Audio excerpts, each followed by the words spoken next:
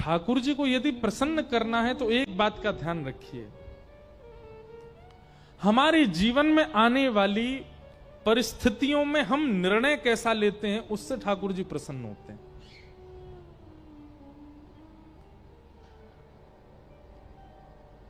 परिस्थिति आई है,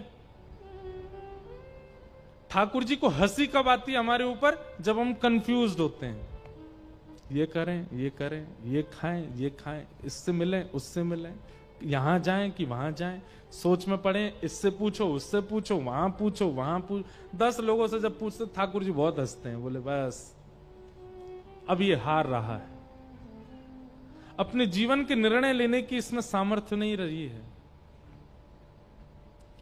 पर जब जीवन में कोई स्थिति आती है विचलित कर देने वाली, और आप निर्णय लेते हैं और निर्णय लेकर के उस कार्य पर चल पड़ते हैं, और वो निर्णय ऐसा नहीं होता, निर्णय कोई सामान्य नहीं होता, अद्भुत होता है, ठाकुर जी बहुत प्रसन्न होते हैं। और निर्णय लेने की सामर्थ्य आप में कैसे आएगी? किसी एक गुरु का आश्रय लीजिए, कथा का आश्रय लीजिए, एक सत्संग का आश्रय लीजिए। सत्संग, मैं कथाओं में कहा करता हूं, कथा भक्ति भागवत केवल इसलिए नहीं करनी है क्योंकि इससे भगवान मिलते हैं, नहीं, भगवान मिलना बहुत दूर की बात है, इसलिए करना है क्योंकि इससे आप एक अच्छे मानव बनते हो। निर्णयात्मिका बुद्धि,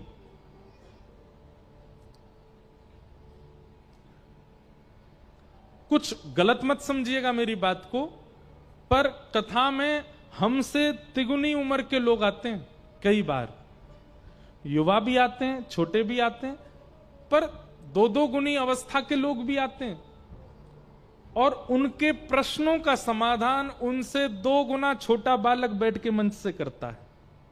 कैसे? आपने हमसे ज्यादा जीवन देख लिया, आप हमसे 50 साल बड़े हैं, आप हमसे ज्यादा दुनिया देख चुके हैं, फिर हमारा उत्तर आपका निर्णय कैसे बन गया? केवल कथा, सत्संग।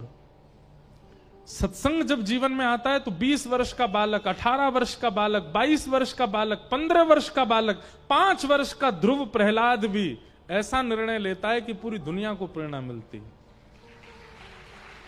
सत्संग आप लोग आज YouTube पर सुनते हैं कथा, Facebook पर सुनते हैं कथा,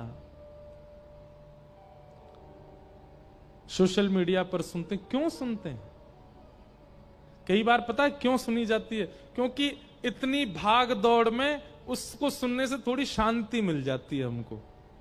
1 मिनट की कथा, 2 मिनट की रील देख ली, शांति मिल गई हृदय को। पर वो शांति कांस्टेंट रहनी चाहिए चित्त में, 1-2 क्षण की शांति नहीं होनी चाहिए। मतलब पानी पीने के बाद में प्यास बुझनी चाहिए एक लंबे समय के लिए, लेकिन पानी पीते जा रहे हैं, प्यास बुझ ही नहीं रही है, पीते जा रहे हैं तो आप परेशान हो जाओगे। अभी स्थिति हमारी ऐसी है कि हम बार बार पानी पी रहे हैं और प्यास बुझ नहीं रही है। बस जितनी देर पानी लेते हैं उतनी देर आराम मिलता है, पानी का सिप हटते ही हमें फिर प्यास लगने लगती है। होना ऐसा चाहिए कि एक बार का जल पिए तो कम से कम अगले 2, 2.5, 3 घंटे के लिए आप उससे तृप्त रहो।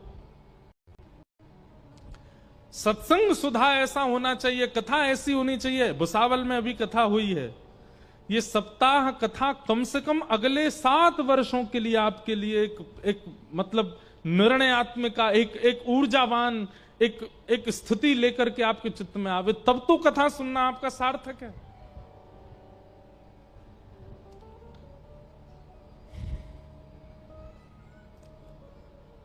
सत्संग, कथा, भक्ति, ये आपके जीवन के कई बड़े से बड़े निर्णयों में कैसा निर्णय होना चाहिए वो सिखाती है कथा। असमंजस दूर करती है, कंफ्यूजन दूर करती है। तो आप अपनी परिस्थितियों में निर्णय कैसा लेते हो वो ठाकुर जी देखते हैं। जैसे स्कूल का टीचर, वो आपको क्वेश्चन दे देगा और क्वेश्चन देख करके उसको कोई मजा नहीं आता कि आप परेशान हो जाओ, आप दुखी हो जाओ, आप विचलित हो जाओ। वो देखना चाहता है कि मैंने इसको पढ़ाया, अब ये कितना जानता है, उसको पूरा करे। ठीक वैसे ही ठाकुर जी करते हैं। हर दिन हमको एक परिस्थिति दे देते हैं और परिस्थिति दे करके फिर हमसे देखते हैं कि ये निर्णय कैसा लेगा। और जब हम निर्णय में नाकाम होते हैं, निरर्थक हो जाते हैं, परेशान हो जाते हैं, तो ठाकुर जी को हंसी भी आती है और क्षोभ भी होता है। इसने कथा सुनी है, ये संतों की वाणी सुनता है, फिर भी विचलित हो रहा है। इसलिए निर्णय बहुत सोच समझ के लिया कीजिए अपने जीवन के, और हो सके तो सत्संग नित्य करके उन सत्संगों को अपने जीवन के निर्णयों में सार्थक करने का प्रयास किया कीजिए, जैसे द्रौपदी कर रही है। द्रौपदी के 5 बालक मरे हैं, बहुत गंभीर परिस्थिति है, लेकिन द्रौपदी निर्णय कैसा ले रही है? हत्यारे को छोड़ दो, इसको मारो मत। ठाकुर जी सचेत हो गए, ये कैसा निर्णय है? अपने बालकों के हत्यारे को जीवन दान दे रही है। और कारण जब पूछा गया तो द्रौपदी के कारण, कैसे कारण है? द्रौपदी कहती है मेरे 5 बालक जीवित होंगे इसको मारने से? नहीं होंगे, तो इसको क्यों मारना? दूसरी बात, ये भी एक मां का इकलौता बेटा है। मैं एक मां हूं, बालक मरने पर कितनी पीड़ा होती है इसका अनुभव मुझे हुआ है, और मैं नहीं चाहती कि वो अनुभव, वो पीड़ा किसी और मां को हो, इसलिए इसे मत मारो। कितनी बड़ी बात है। हमसे कोई पूछता है महाराज जी कैलाश मानसरोवर गए आप यात्रा पर? मैं गया तो नहीं हूं, लेकिन एक उदाहरण बता रहा हूं। आप कैलाश मानसरोवर गए यात्रा पर? हम भी जाने का मन बना रहे हैं।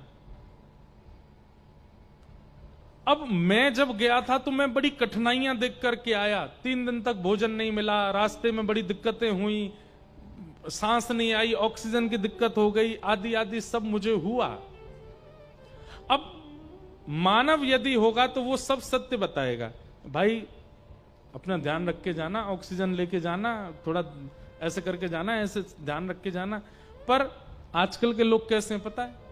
खुद पीड़ा सह करके आए हैं तो दूसरे से क्या कहते? बहुत बढ़िया रास्ता है, ये सब मिथ्या बात है कि वहां ऑक्सीजन नहीं है। अरे महाराज ऐसी श्वास आती है कि वहां लगता है आहा बस यहीं जीवित रहें। भोजन हर 5 किलोमीटर में वैष्णव ढाबा मिलेगा, रोटी मिलेगी, सब्जी दाल, खूब खाने को चकाचक। चाइना और इंडिया के लोगों ने इतना बढ़िया व्यवस्था कर दी है। सामने वाले का कोई कहेगा ए तू तो मेरे साथ गया था, बहुत दिक्कत थी, ये क्या बोल रहा है? अरे उत्साहवर्धन कर रहा हूं ताकि जाए। उत्साहवर्धन नहीं कर रहा है, उसकी स्थिति क्या है? मैं जिन कांटों को चुबा करके आया हूं, तू भी तो अनुभव करके आ। कैसे हैं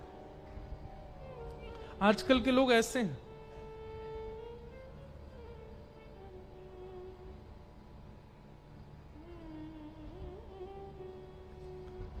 जो आप अपने जीवन में स्वयं अनुभव कर चुके हैं, अगर उस पथ पर कोई और जाता हुआ दिखे तो आपका कर्तव्य है उसको सतर्क कीजिए। भाई करना ना करना तुम्हारी इच्छा है, पर मैं तुमको सावधान करूं। ये दुविधाएं मैंने देखी थी, तुम्हें भी मिल सकती।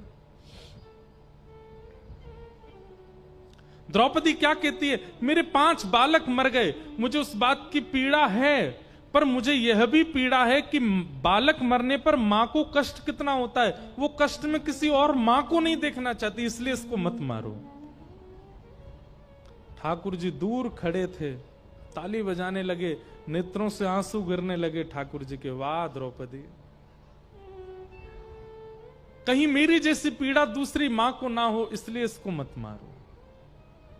भगवान प्रसन्न हो गए। इसलिए द्रौपदी ठाकुर जी को बहुत प्रिय है। द्रौपदी से ठाकुर जी का बहुत स्नेह। भगवान अपने आप को कृष्ण कहते हैं, और द्रौपदी को कभी द्रौपदी कह करके नहीं बुलाते भगवान। ठाकुर जी जब जब द्रौपदी को बुलाते हैं तो ये कहते हैं कृष्णा इधर आओ, कृष्णा यहां बैठो। अपने नाम से ही बुलाते हैं, बस अपने नाम में आ की मात्रा आकार लगा करके द्रौपदी को बुलाते हैं। भगवान ने अपना नाम दिया है द्रौपदी को, केवल किससे? द्रौपदी की निर्णयात्मिक बुद्धि से। इसलिए निर्णय कैसा होना चाहिए जीवन का, इस सत्संग से सीखिए।